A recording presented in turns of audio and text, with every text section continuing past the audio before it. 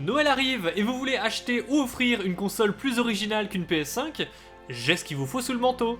Tu me dis ce que tu veux, de la console portable, de salon, next-gen ou rétro, pas d'embrouille. Et ça coûte pas la peau des coups.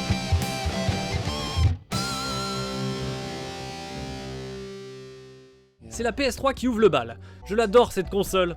Il y avait tellement de jeux de ouf que c'est pas pour rien que la moitié des exclus Sony PS5 aujourd'hui, c'est des remakes PS3, comme Demon's Souls ou The Last of Us. C'est que dans leur essence, à jouer c'est toujours aussi fun pour que ça ressorte aujourd'hui. Et puis franchement les graphismes ont pas tant vieilli que ça.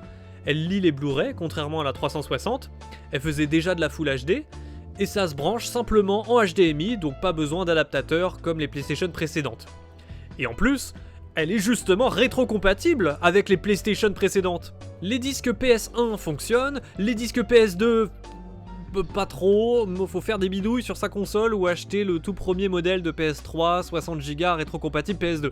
Mais il est pas donné. Par contre, toutes les PS3 sans exception lisent en dématérialisé les jeux rétro du PS Store. Pour 5€, t'as des jeux PS1 1000 fois plus cultes que ceux du PlayStation Plus Premium de la PS5. Et pour moins de 10€, tu peux même télécharger des jeux PS2 classiques. Il y a plein de RPG exclusifs qui autrement coûteraient bien trop cher en physique.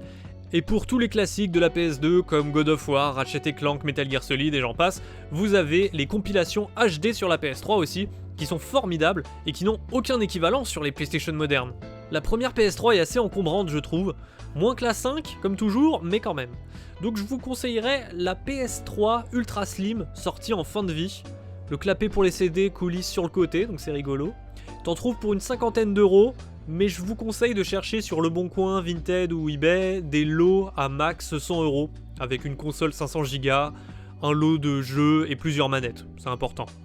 Ah, et au rayon des trucs marrants sur PS3, sachez que les manettes PS4 sont compatibles dessus, et même les manettes PS5. Je sais, c'est fou, mais c'est pratique si tu trouves les DualShock 3 trop petites. La PlayStation Vita, c'est une de mes consoles portables préférées.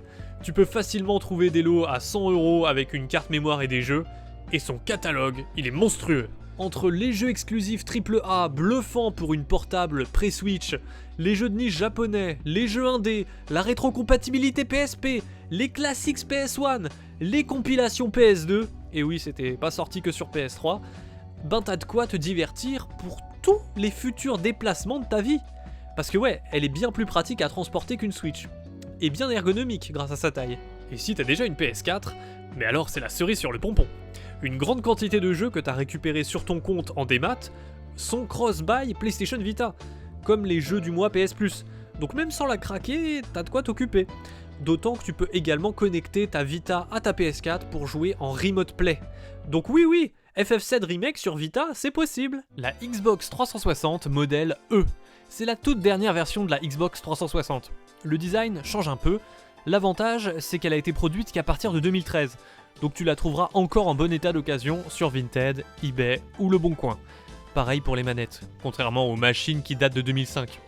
Et puis sur une 360E, t'es sûr d'avoir un bon disque dur, donc le stockage sera pas un problème. Pourquoi la Xbox 360 est toujours géniale ? Ben parce qu'elle se branche encore en HDMI sur les télés modernes, et en HD, le résultat est encore assez propre. C'est pas une Series X, mais si t'es habitué à la Switch, c'est équivalent franchement. La manette est top, et puis sur 360, il y a eu plein de hits. Elle a lancé la vague des jeux indépendants, et plein de grands jeux ont même pas encore été portés depuis. Que tu aimes les FPS, les jeux de course ou les RPG, balade-toi dans les caches ou en brocante, tu verras, les jeux 360 ils valent rien. Donc c'est hyper facile de se faire une très belle collection pour moins de 100€, console incluse. Comme d'hab, n'oubliez pas la règle d'or, en occasion, achetez en lot et négociez toujours le prix. Je sais pas à quel point vous êtes réticent à tout ce qui a plus de 10 ans, mais sachez qu'un bon jeu, c'est pas forcément un jeu récent. Même sur la première Xbox, il y avait des hits. Et la Xbox 360 est rétrocompatible avec une grande partie du catalogue Xbox. Il y a même des jeux qui, sur Xbox One ou Series X, ne sont pas rétrocompatibles, mais sur 360, si. Comme Jet Set Radio Future ou les Outrun. La Xbox 360, elle est presque intemporelle. Et même si vous pensez bien la connaître, je vous garantis qu'il y a encore des découvertes ou des redécouvertes à faire dessus. Bon les N-Sex, j'espère que vous êtes encore là et que vous n'êtes pas morts d'ennui. Je vous présente la Wii. Non, ne rigolez pas. La Wii originale, pas sa réédition, pas la mini. Non, La première Wii, rétrocompatible avec la GameCube, c'est une tuerie. Déjà parce qu'elle se hack super facilement en suivant un petit tuto sur YouTube, vous aurez besoin que d'une carte SD et d'une clé USB pour stocker tout un tas de jeux gratuitement. Ça c'est très utile pour les jeux consoles virtuelles, vu que la chaîne boutique Wii a fermé, tu peux plus les choper légalement. Les meilleurs exclus GameCube coûtent très cher d'occasion, donc une Wii craquée te permet quand même d'y jouer sur console avec le hardware original, la manette GameCube originale, tout en sauvegardant sur une vraie carte mémoire GameCube comme si tu avais le jeu en physique. C'est très pratique le jour où tu voudras continuer ta partie sur une vraie GameCube. La Wii, c'est une de mes consoles rétro préférées, parce que si t'es un puriste, tu peux la brancher en RGB sur une télévision cathodique pour un rendu parfait, des visuels tels qu'ils avaient été conçus à l'époque. Mais si tu joues pas dans cette catégorie, t'inquiète. En ligne, tu peux trouver des adaptateurs pas chers, Wii to HDMI, qui te permettent d'y jouer sur une télé moderne. Ça reste l'idéal pour les jeux Wii natifs qui ont été développés en 16/9. Parce que oui, parlons-en des jeux Wii. Même sans les jeux rétro, t'as largement de quoi t'occuper. Toutes les séries Nintendo ont eu un épisode dessus. Et même si on la boudait à l'époque parce qu'elle faisait pas assez hardcore gamer comparé à une 360, bah c'était une connerie.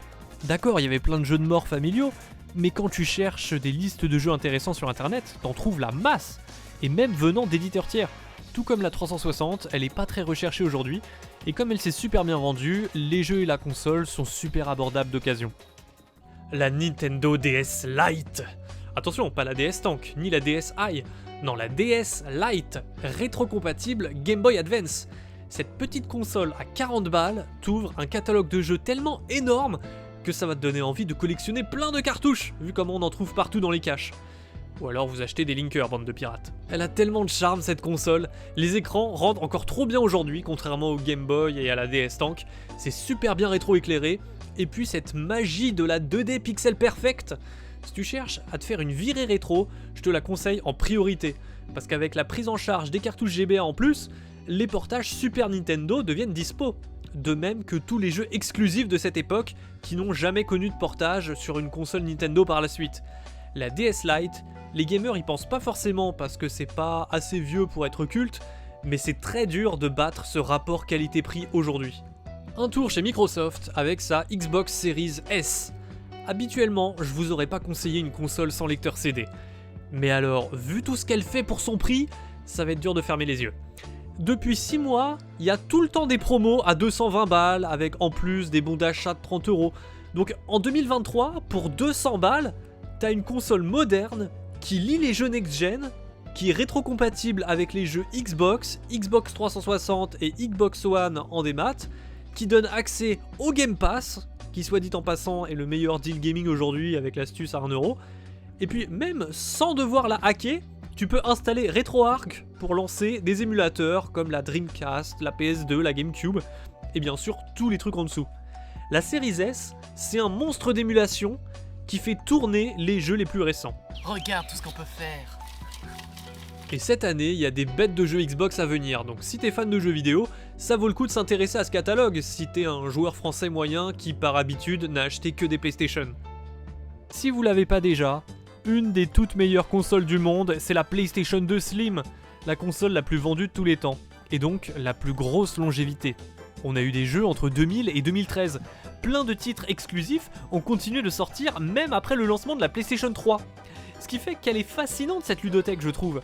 La puissance reste la même, mais les techniques de développement ont évolué, les modes aussi, et donc un jeu de début de vie peut être très différent d'un jeu de fin de vie. Je sais pas vous, moi je trouve ça fascinant cette diversité qu'on retrouve sur PS2. Il y a tous les styles, il y a plein de jeux de merde aussi, faut faire le tri, se renseigner sur internet, mais il n'y a aucun doute sur le fait que tu trouveras des jeux qui t'éclatent. Parce qu'à ça t'ajoutes en plus la rétrocompatibilité avec les jeux de la première PlayStation. Là on commence à remonter loin, mais sur PS1 aussi il y a de bons jeux.